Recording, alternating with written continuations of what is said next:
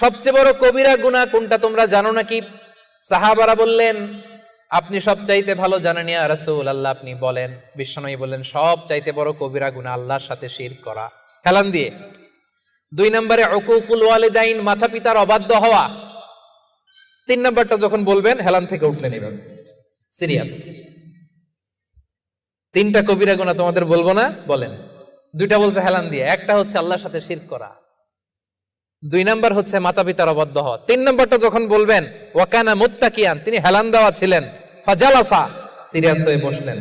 এরপরে বললেন, আলা ওয়া কওলু যুর, আলা ওয়া শাহাদাতু যুর, সাবধান, মিথ্যা বলো না, মিথ্যা সাক্ষী দিও না, মিথ্যা সাক্ষী দিও না, মিথ্যা সাক্ষী দিও না। বিষ্ণুবী বলতেই লাগলেন, কতবার যে বলছেন তার কোনো হিসাব নাই। কোন সুবহানাল্লাহ।